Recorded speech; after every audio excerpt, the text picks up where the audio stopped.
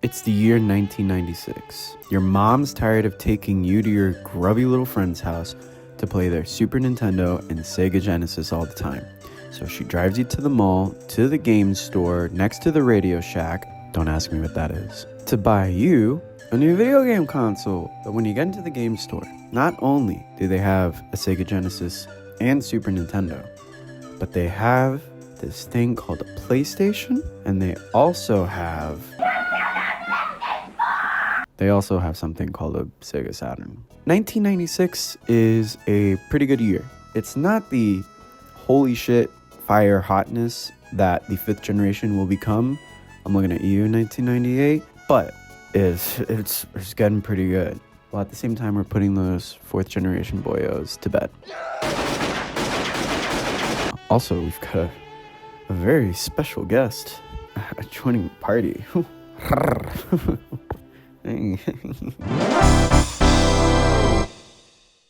Let's take a look at the highlights of the year for the Sega Genesis.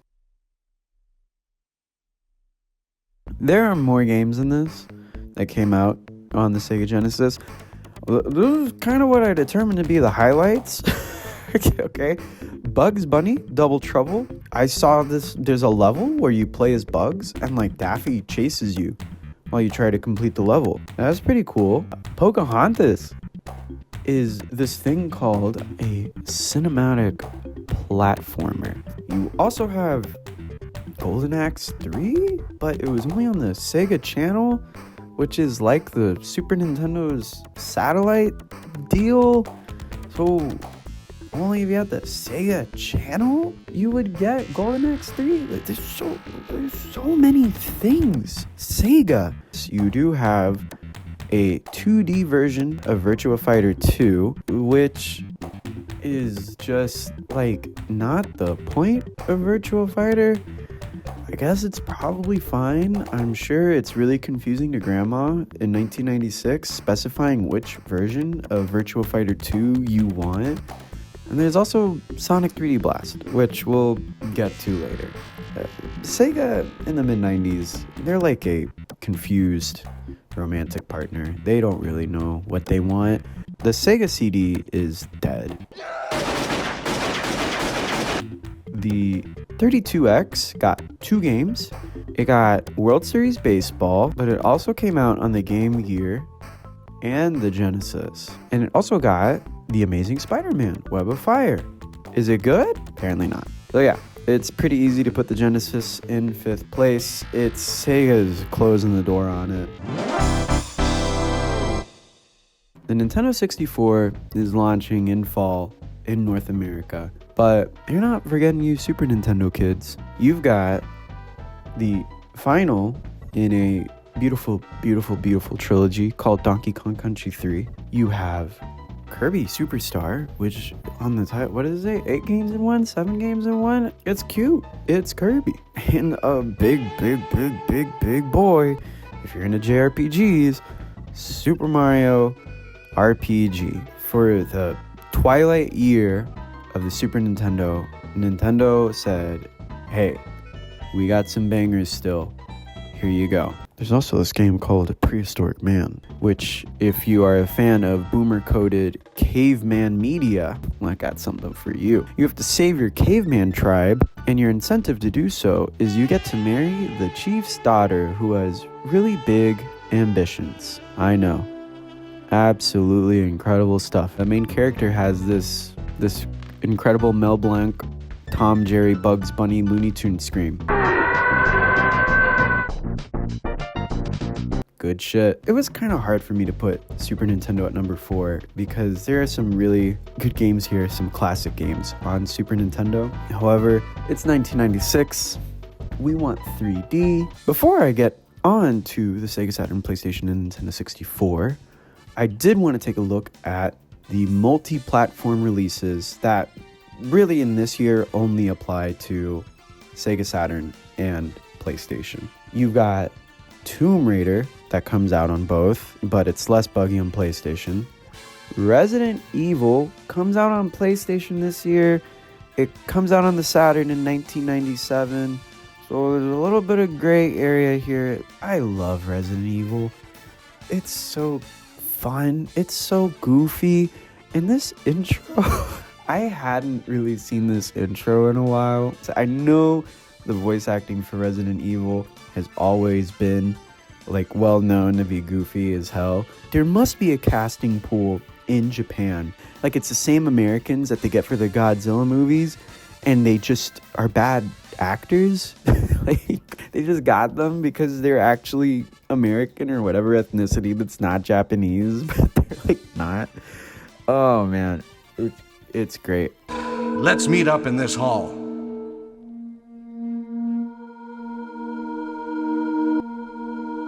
Some really good fighters coming out on Saturn and PlayStation. King of Fighters 95, Street Fighter Alpha, The Need for Speed. Drop the. So, just wanted to cover those because those do come in the decision about where the Saturn and PlayStation get ranked. Sega was a mess in the mid-90s, and at least they're giving a decent amount of attention to the platform they need to be focusing on the most. The Sega Saturn was still fairly strong this year. However, it's getting very Sega Saturn. Let's look at something positive. You got Panzer Dragoon 2 Zwei,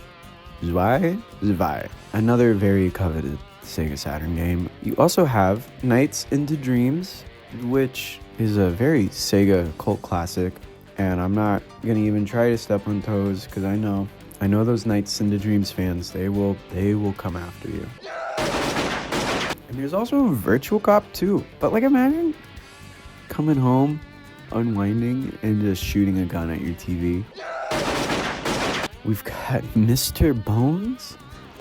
What's going on? I really wanted this game to be like some crazy stroke of genius. And while the music is pretty damn good, it looks like it's a bit of a mess. It's a bit all over the place. It doesn't mean it doesn't have its fans, but it's Mr. Bones.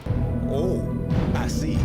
In the first year, in 1995, having Virtua Fighter 1 and 2, Sega said, all right, let's roll out another Virtua Fighter Kids, which is confusing. Even more confusing, Daytona USA Championship Circuit Edition, which is Daytona again, with a bit more content, Sonic 3D Blast, which was released on the Genesis and on the Saturn. It's the same game, and I looked into where 3D Sonic was for the Saturn.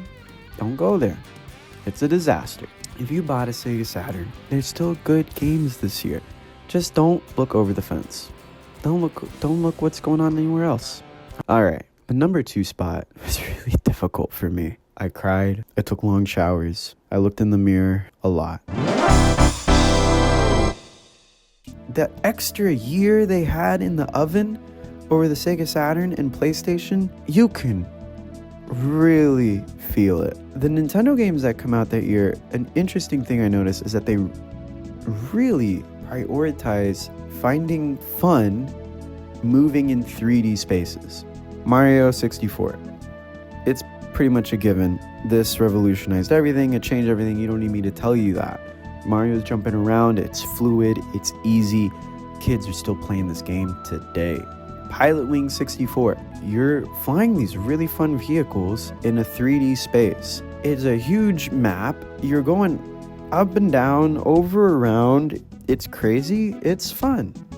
You also have Wave Race 64, which you have to account for the physics of the waves and get your movement right. It's a really in-depth, fun racer. The Nintendo 64 lineup for 1996 isn't that gigantic. We do have Cruisin' USA, so you don't have the Need for Speed, you don't have Daytona, but hey, you got Cruisin'. There's Shadows of the Empire, which is the first time, don't fact check me on this, that you can play as a speeder in Hoth and go around the AT-ATs in 3D. I think there's an Atari version, but like this is the one where you can like loop around. And there's also Killer Instinct Gold, which, you know, At least Nintendo 64 got one fighting game in 1996 because the Saturn and PlayStation are getting golden boys over there. Number 1 goes to PlayStation. Just really for two things. Number 1, variety. And number 2, they're already going for some strong second swings. Let's look at the sequels for games that just came out in 1995. Ridge Racer Revolution, Wipeout XL, Tekken 2, Twisted Metal 2. Like, PlayStation is just like, hey, you liked 95? We're doing it again. Except this time, it's bigger. It's better. also on PlayStation, we have 2 Star Wars games that came out on the same day. 2 very different Star Wars games. You got Star Wars Dark Forces, which is the first game in the Jedi Knight series, and Star Wars Rebel Assault 2. What I really like about this game is that this dude delivering a lot of exposition gets shot, and then the game starts. You've got to admit there's been a lot of unexplained happenings in these parts for the last 40 years since the Battle of Dryden. I mean, how can so many different things... It's a little old school and a little difficult to tell how to avoid the lasers of the TIE fighters, but any Star Wars game that has you piloting and then has the ta ta ta ta ta ta ta ta ta ta is worth quite a lot. And I'm sure in 1996 that was harder to come by than now. We also have the first Cool Borders game, which is just especially 90s cool. Jet Moto, which is definitely not as good as Wave Race 64, and was a game that when I was going back and playing through these really made me have to weigh the Nintendo 64 and the PlayStation. There's a Mountain Dew sponsorship. Lots of Mountain Dew sponsorship in this. It's got that going for it, but nah. There is also Blood Omen Legacy of Kain, which I thought this game was in 3D, but it's like old school PC style hack and slash dungeon crawling deal. Also, this story makes no sense. You usually put cutscenes in a game to give context. I think those cutscenes removed more context for me. I have no idea what was going on. But a big reason, and it's not as good as Mario 64, but it's everyone's favorite stupid, dumb, idiot marsupial, Crash Bandicoot. Don't you just love this game? I love this game. It's a little bullshitty at times, but like, just a little gem. He dies in so many different ways. It's almost fun dying in this game just to see how he dies. That dumb fuck. So there you have it. 1996. It's cooking. Things are getting hot. Things are getting better. I'm excited for 97 and 98. Did you agree? Did you disagree? It's okay. It was really hard for me. I think if it was a different day of the week, I'd put Nintendo 64 on top. Leave a comment below. I would appreciate a like. And if you are interested, please subscribe. I'd appreciate it. Anyways, thank y'all for watching. If you haven't checked out my video on 1995, maybe it's over here. And see y'all in 1997.